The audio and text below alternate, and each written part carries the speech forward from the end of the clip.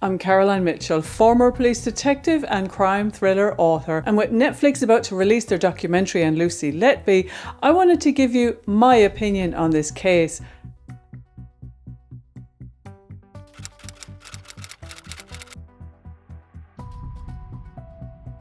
Was Lucy Letby an angel of death, or was she caught up in something much darker and bigger?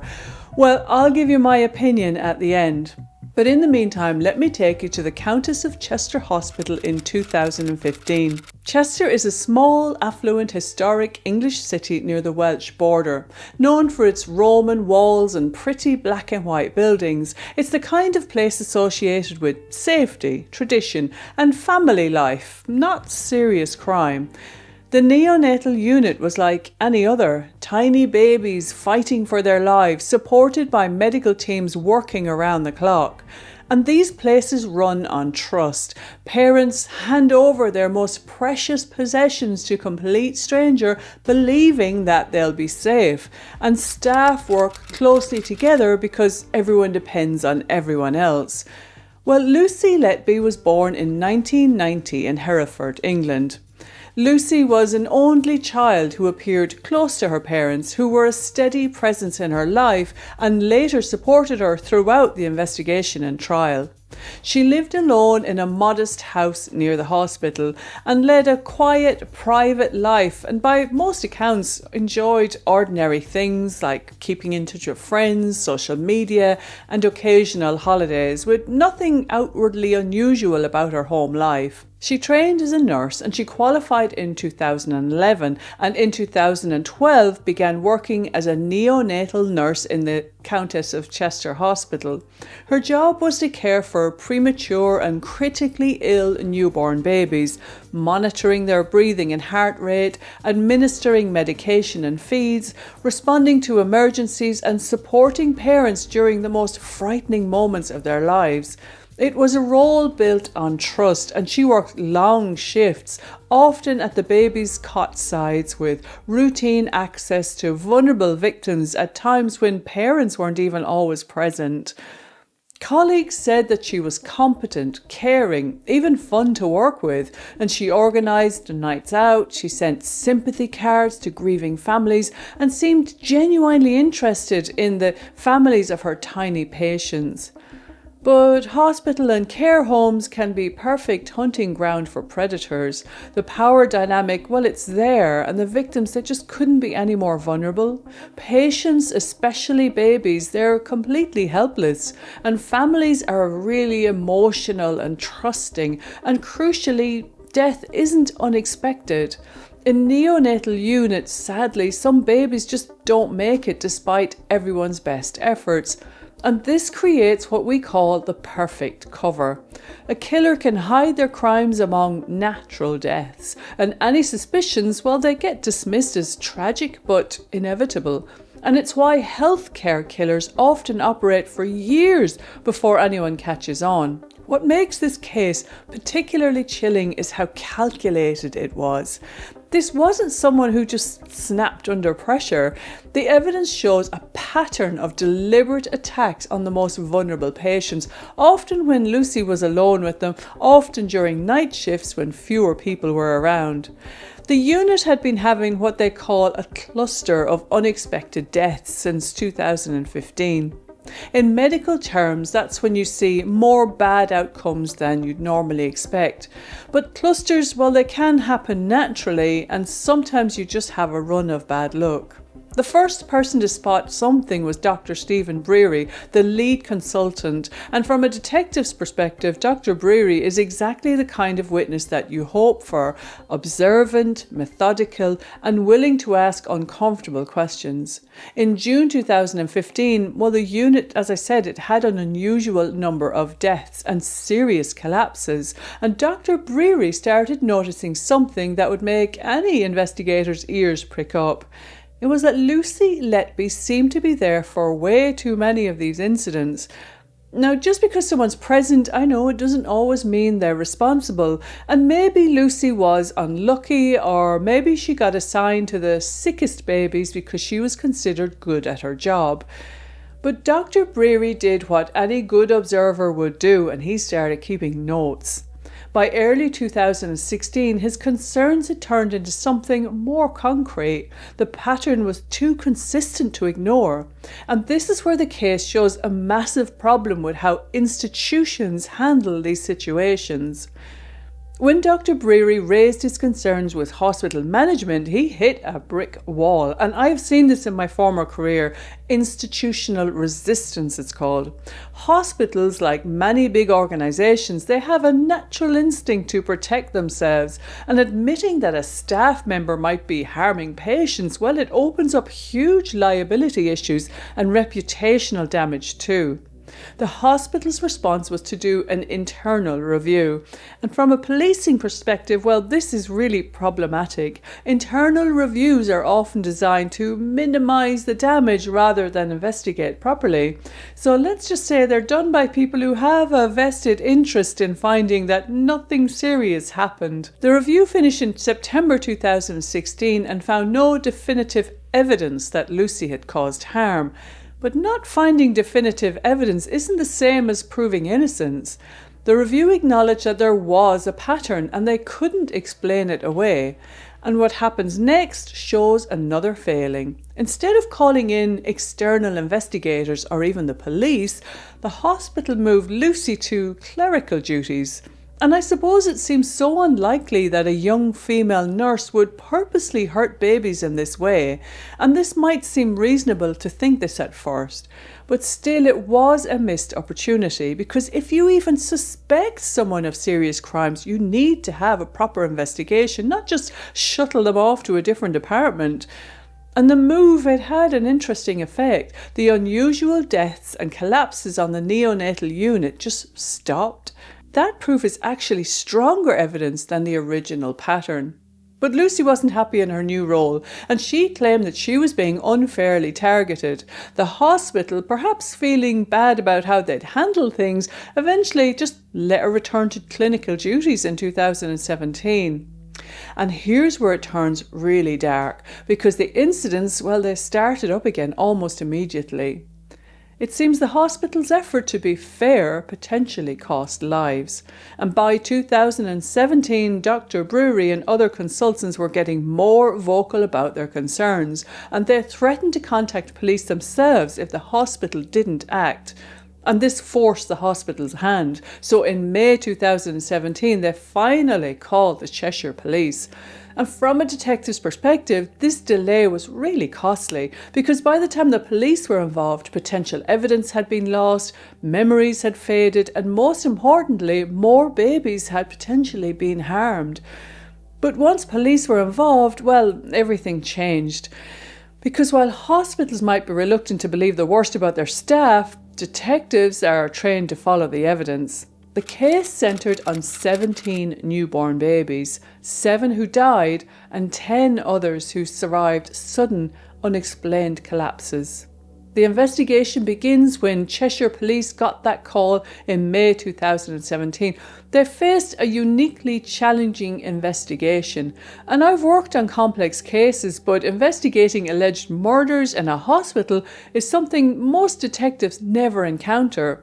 This meant the investigation team had to become experts as such while staying objective. And Detective Chief Inspector Paul Hughes led the investigation, and his first smart decision was to bring in medical experts from the very beginning. And this wasn't about having consultants available just for questions, it was about integrating medical knowledge into every aspect of the investigation. Because the team faced an immediate challenge, and that was which cases to investigate. The hospital had identified a period from June 2015 to a whole year later in June 2016 when the unusual incidents occurred, but that still left dozens of potential cases. I mean, how do you decide which baby deaths might be murders and which were tragic but natural? And this is where statistical analysis became crucial, and the team mapped where incidents occurred against staff rotas, and that revealed the pattern between Lucy's presence and serious incidents. Now, I know patterns, well, they're not proof as such, they're just patterns. And the investigation team, they made a really smart decision. They decided to investigate every unexplained death during the relevant period, regardless to whether Lucy was there or not. Now, this would have been a huge amount of work, and it would have either strengthened the case against Lucy or revealed maybe other potential causes. But the thing is, police aren't blinkered. They don't just go after one person. They want the truth. But what they found was striking. Of the cases they investigated, Lucy was present for all of the suspicious deaths and most of the unexplained collapses. When she wasn't working, the unit ran normally. But for the police, they needed to show how the victims died and that their deaths were deliberate. This meant exhuming bodies, doing post-mortems on babies who had died months or even years earlier, and trying to find evidence of deliberate harm in cases where natural death had initially been assumed.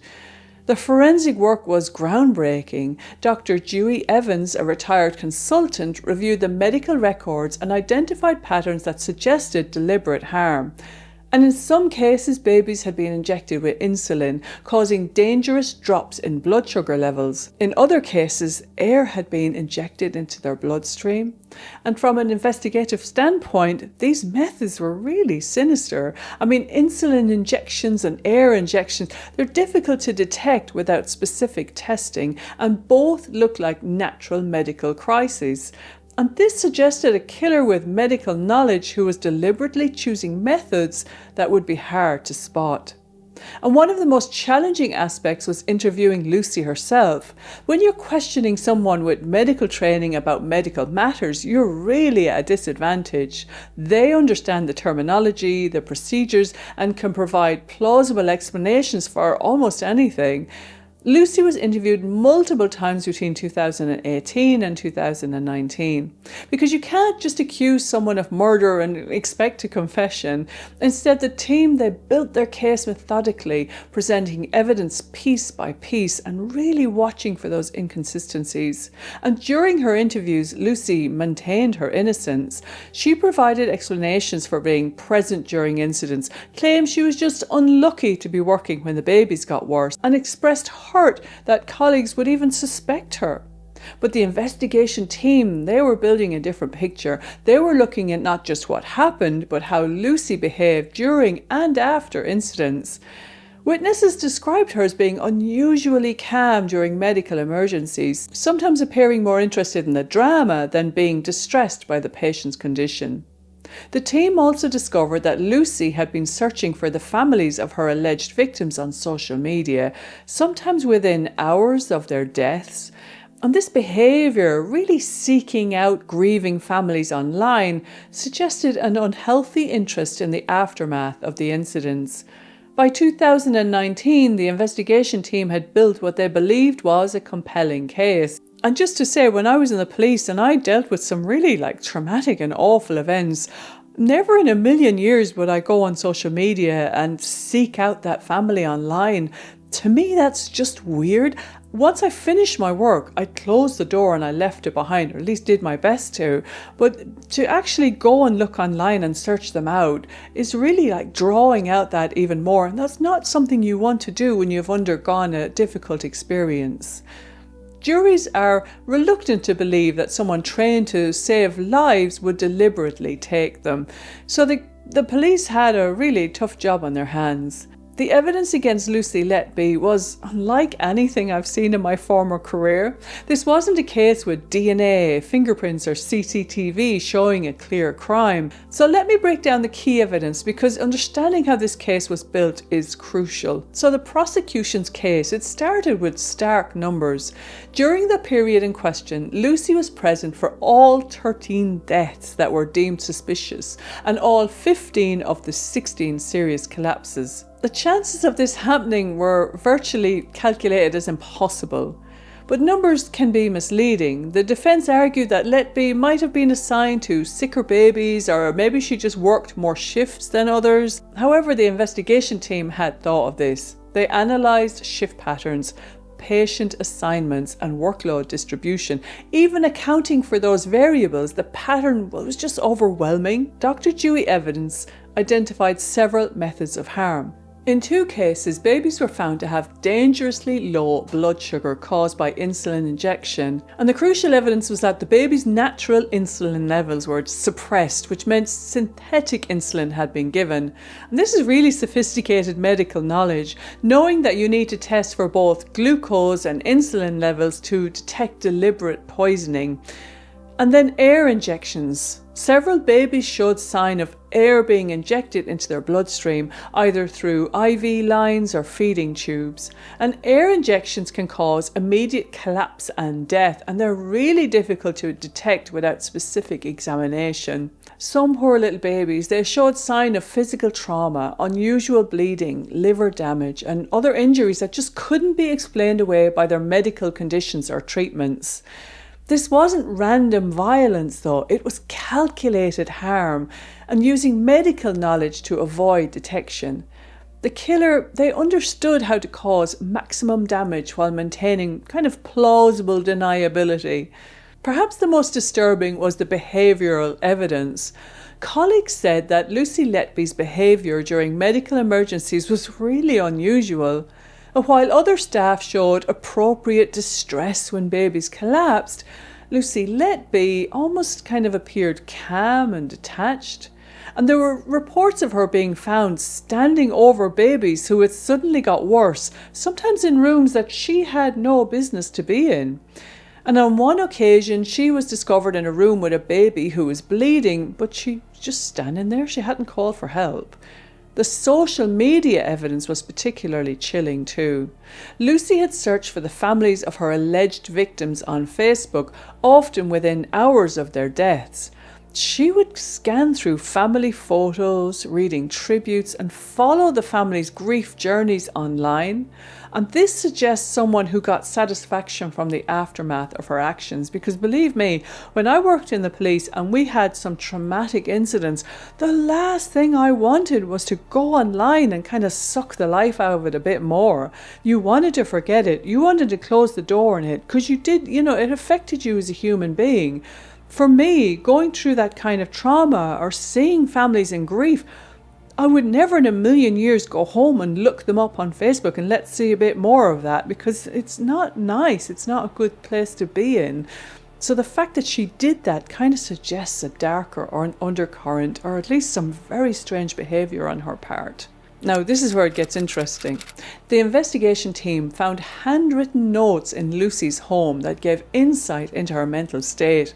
These notes contained phrases like, "I killed them on purpose because I'm not good enough," and "I am evil, I did this." However, the defence argued that these notes reflected someone struggling with false accusations, and this highlights a challenge in cases involving healthcare professionals because their training makes them feel, responsible for patient outcomes even when they're not at fault.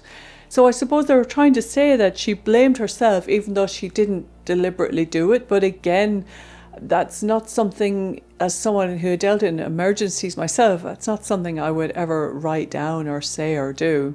So the team also found that Lucy had taken home medical equipment and paperwork in relation to her alleged victims. Now, while this may seem like clear evidence of guilt and very strange behaviour, healthcare workers, they sometimes take work home, so the significance of these items was disputed. One of the most compelling aspects was the detailed timeline analysis. The investigation team then mapped out every incident against staff rotas, patient assignments and hospital activities, and this revealed patterns that were really difficult to explain innocently. Many incidents occurred during night shifts when fewer staff were present. Several happened when Lucy was alone with the victim or when she was being specifically asked to care for certain babies. The timing of incidents often coincide with periods when Lucy was really stressed herself or had been going through some personal difficulties. So what struck me about this case was its entirely circumstantial nature.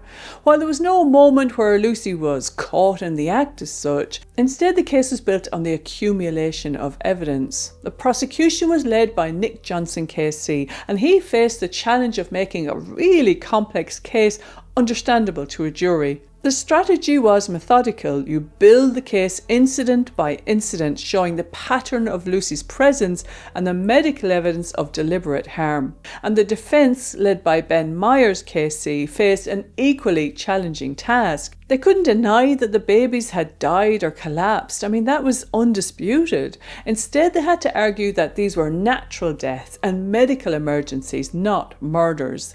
So their strategy focused on several key arguments: that the unit was experiencing a period of poor outcomes during the various factors like understaffing or inadequate facilities, and that the signs of deliberate harm, they could have been natural explanations, that Lucy was a dedicated nurse who genuinely cared for her patients, and that her handwritten notes reflected someone struggling with false accusations rather than genuine confessions.